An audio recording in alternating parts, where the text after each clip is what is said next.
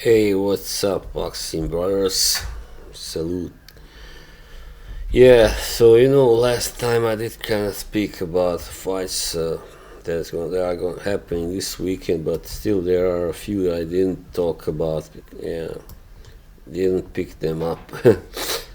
So tomorrow, Saturday the 12th, we got at Louis Armstrong Stadium, Queens. This card. I mean, David Morrell, first of all, is fighting on the undercard against Kataev. 10 rounds. Imam Kataev, okay. Yes. Yeah, this guy Kataev, I really don't know much about him. I mean, he's 30 years old, he's 5'11", so he's a little shorter than Morrell.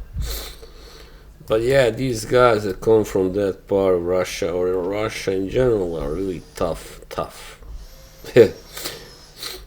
cookies. And Kataev is 10-0, 9 knockouts, okay.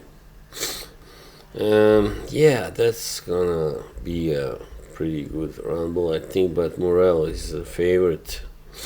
Of course, nowadays we've seen several upsets, so nothing is impossible, but I think Morrell will win. But maybe not by a knockout, probably not on points. We have also Alberto, was it Puello, yeah, versus Subriel Matias. Wow, this is a good one. Also for the WBC Super Lightweight Championship, Dominican Puello versus Puerto Rican Matias, yeah. Puello is 24-0, unbeaten guy, 30 years old. Matias 33. Puello is 5'9", Matias is 5'8". Puello is a southpaw and Matias is not. So yeah, let's see a little bit about Puello's record. La Avispa, I don't know what it means. 24-0, 10 knockouts, not a puncher. He beat Sandor Martin, alright, in the last fight. There he won the full WBC title. Then before that he beat Gary Antoine Russell. Took his 0 by a split decision. Interesting. Pretty decent. Pretty good. Matias is coming off, he lost to Liam Paro, he lost the title, IBF won last year, but since then he beat 2 guys by stoppage.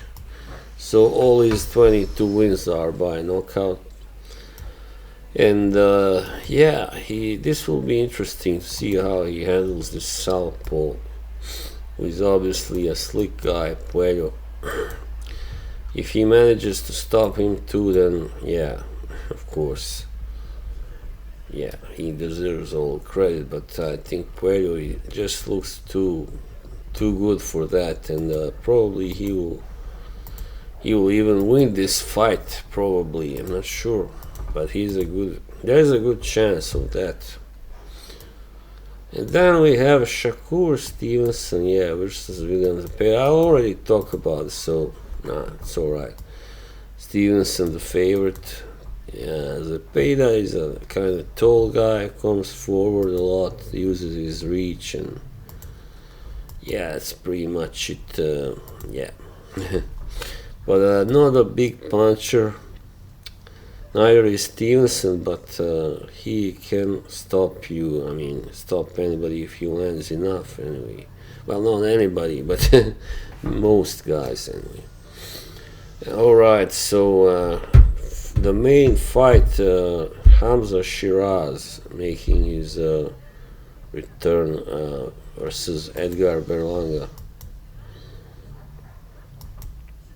Yeah, well, hang on, is this really also a middleweight, or I think somebody made a mistake, because Berlanga fights at super middleweight. Yeah, it must be a mistake.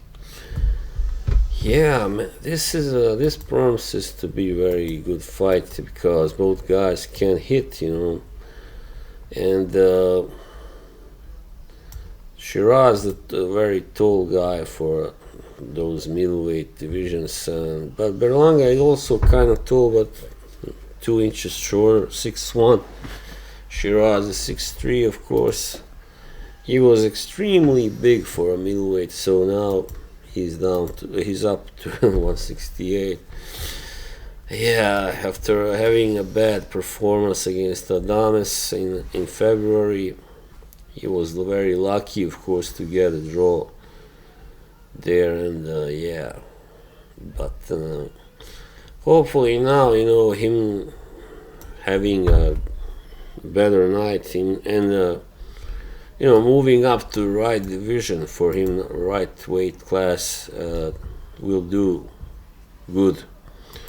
However, Berlanga, we must never count him out. Of course, he did knock out the unbeaten Jonathan Gonzalez Ortiz in his last fight in March in 1 round. So yeah, he's got serious power. It's just that he hasn't always been able to knock out all his opponents. Sometimes when he should have, and he's a little older than Sheeraz, 28. Sheeraz is 26, but both in their prime, definitely. So yeah, Sheeraz, I don't know really. Sheeraz is unbeaten. Well, on paper anyway, 21-0-1, 17 knockouts. Berlanga's only loss, of course, was to Canelo, where he kind of, he fought pretty well. I mean, he didn't really embarrass himself. He wasn't destroyed or anything, but yeah, I mean, he just isn't a very technical fighter or technically clever, but yeah, he's more of a puncher and aggressive fighter. But so is Sheeraz. Sheeraz really has that long reach and everything, and can punch also. So yeah, I don't know. There's a good chance that somebody will get knocked out here. Yeah, definitely. So I don't know really, but I think Sheeraz, I mean, he has looked so promising so far.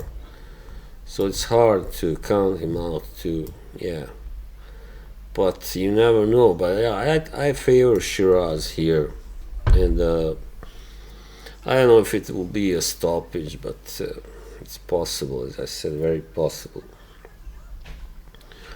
Yeah, and also on last tonight there is a big card. It's all women's fights in New York, also in Madison Square Garden. So yeah. That's what's going on. Well, Katie Taylor and Amanda Serrano having the third fight, of course.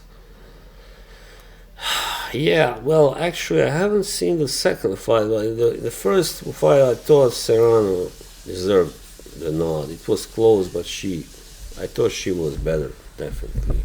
And she landed the more eye-catching and harder shots, and Katie Taylor is not a hard-hitting boxer, definitely. She's more like a technician, defensively strong and physically strong and all that.